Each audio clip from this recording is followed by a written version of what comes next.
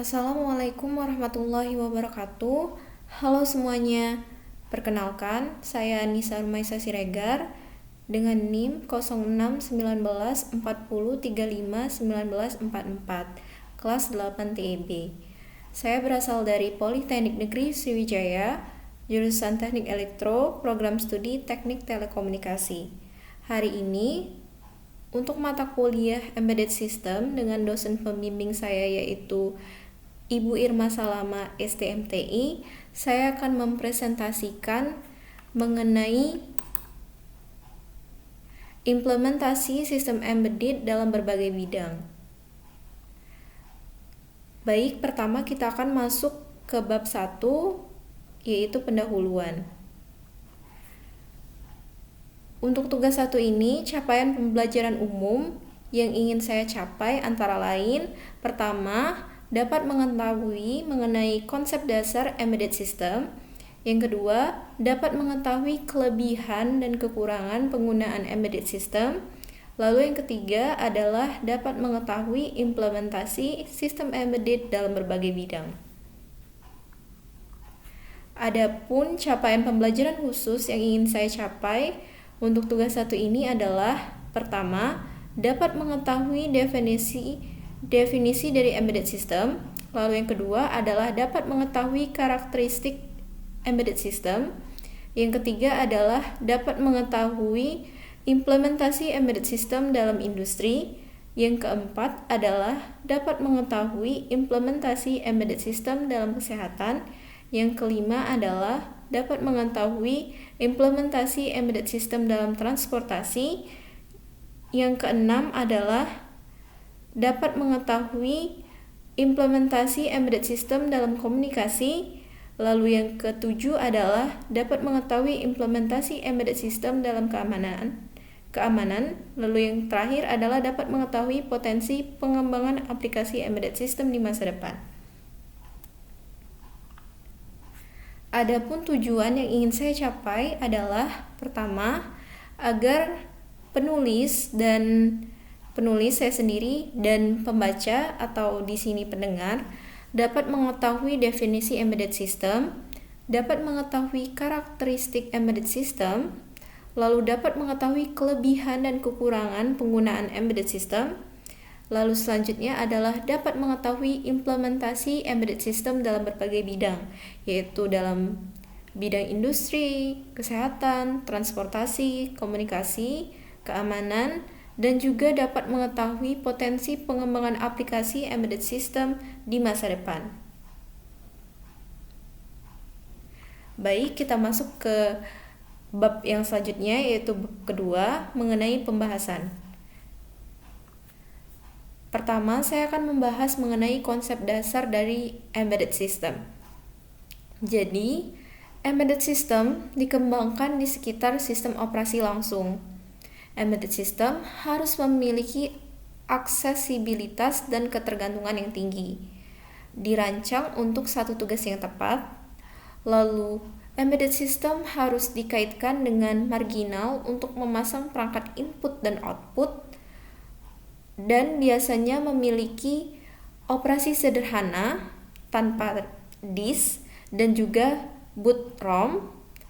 Lalu diperlukan antarmuka pengguna yang dapat diabaikan. Lalu embedded system memiliki memori terbatas, biaya rendah, pengeluaran daya lebih sedikit. Dan terakhir, embedded system menawarkan konsistensi dan stabilitas tinggi.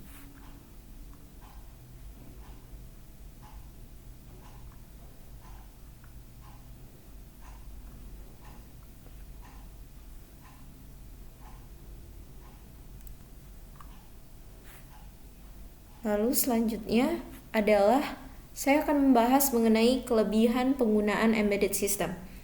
Kelebihan yang pertama adalah mudah disesuaikan dengan alat yang ingin dibuat. Yang kedua adalah konsumsi daya yang cukup rendah. Yang ketiga adalah biaya relatif murah atau terjangkau. Dan yang keempat adalah adanya peningkatan kerja. Lalu Adapun kekurangan penggunaan embedded system ini antara lain adalah satu, upaya pengembangan yang tinggi, lalu yang kedua adalah mengenai waktu yang digunakan atau hal ini akan memakan waktu yang lama untuk memasarkan. Selanjutnya, saya akan menjelaskan mengenai implementasi embedded system dalam industri. Implementasi yang pertama adalah monitoring dan pengendalian proses produksi secara otomatis dengan menggunakan sensor dan sistem kontrol yang terintegrasi.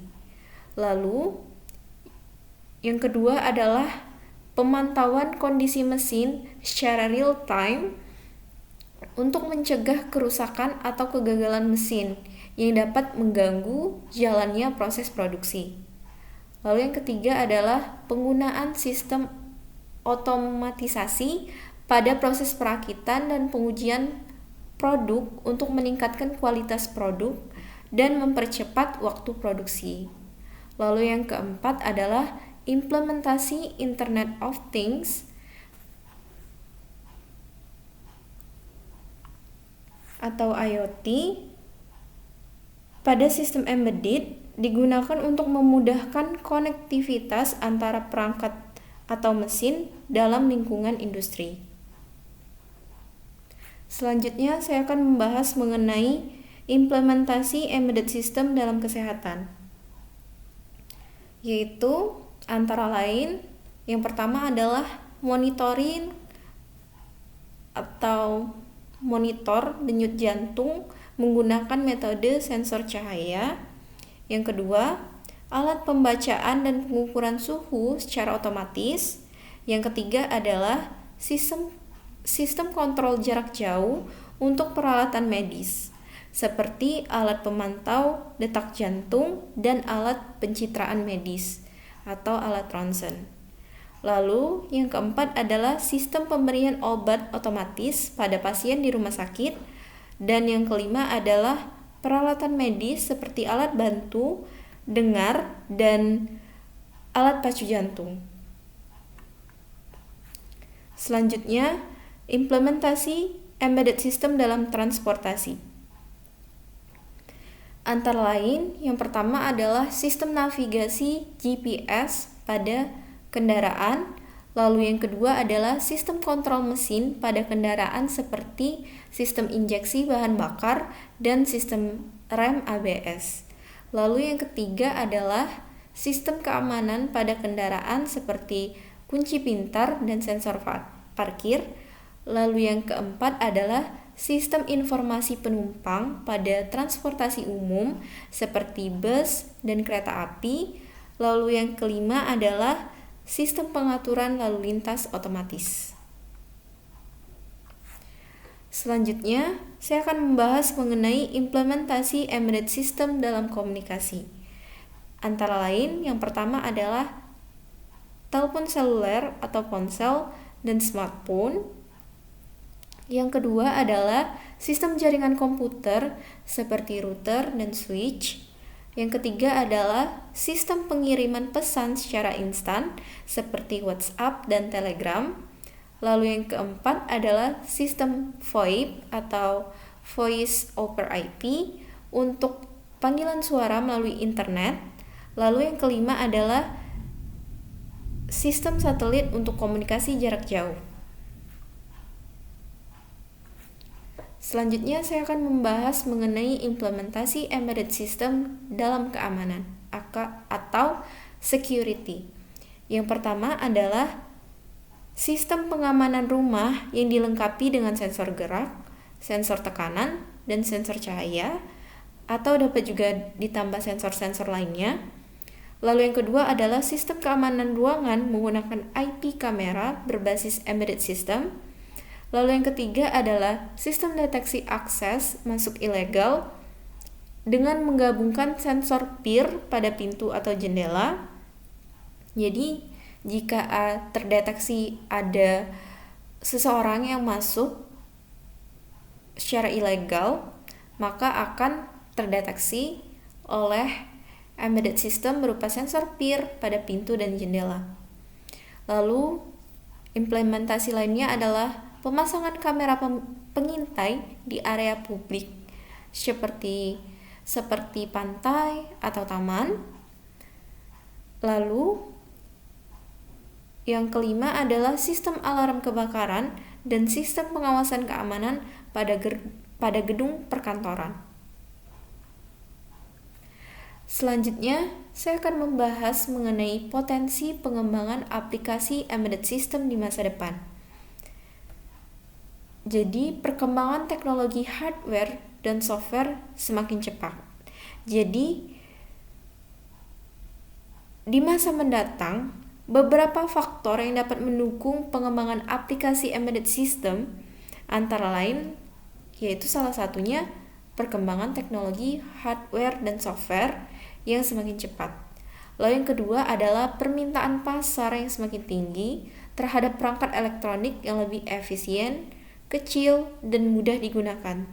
Lalu yang ketiga adalah kemampuan sistem embedded untuk mengintegrasikan berbagai jenis perangkat keras atau hardware dan perangkat lunak atau software.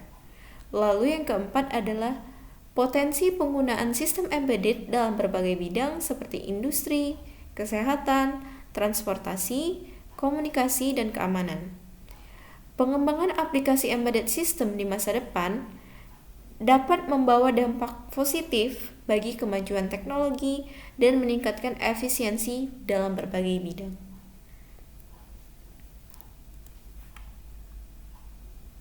Selanjutnya kita masuk ke bab penutup. Baik, di sini saya akan menjelaskan atau menerangkan kesimpulan yang dapat diambil dari poin-poin yang sudah kita bahas tadi. Dalam presentasi mengenai implementasi sistem embedded dalam berbagai bidang ini, adapun hal-hal yang dapat saya simpulkan adalah sistem embedded adalah kombinasi antara perangkat keras atau hardware dan perangkat lunak atau software komputer yang dirancang untuk tujuan tertentu. Lalu yang kedua adalah sistem embedded biasanya terintegrasi dalam suatu perangkat atau mesin dan memiliki kemampuan pemrosesan data secara otomatis tanpa intervensi manusia. Lalu yang ketiga adalah penggunaan sistem embedded dapat ditemukan pada berbagai bidang seperti industri, kesehatan, transportasi, komunikasi, keamanan, dan lain sebagainya. Lalu, yang terakhir, penggunaan sistem embedded dapat membantu meningkatkan efisiensi dan akurasi dalam berbagai bidang, serta memberikan manfaat yang besar bagi kemajuan teknologi di masa depan. Adapun beberapa saran yang dapat saya berikan mengenai poin-poin yang sudah saya bahas tadi, yaitu 1. Perlu dilakukan penelitian dan pengembangan lebih lanjut untuk mengoptimalkan penggunaan sistem embedded dalam berbagai bidang. Yang kedua, perlu memperhatikan keterbatasan dalam hal kemampuan memproses data dan kapasitas memori, serta biaya awal pembuatan sistem tertanam atau sistem embedded yang bisa cukup mahal. Lalu yang ketiga adalah perlu mempertimbangkan keamanan dan privasi data dalam penggunaan sistem embedded, terutama pada aplikasi yang terhubung dengan internet. Lalu yang keempat adalah perlu melibatkan para ahli dan profesional di bidang teknologi untuk mengembangkan aplikasi embedded system yang efektif dan efisien.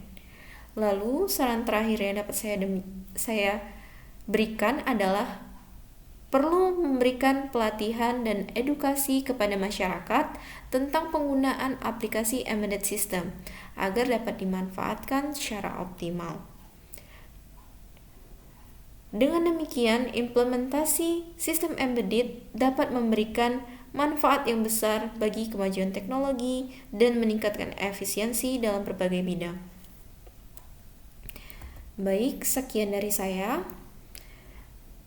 Atas segala kekurangan dan salah katanya saya mohon maaf. Saya akhiri. Wassalamualaikum warahmatullahi wabarakatuh. Terima kasih.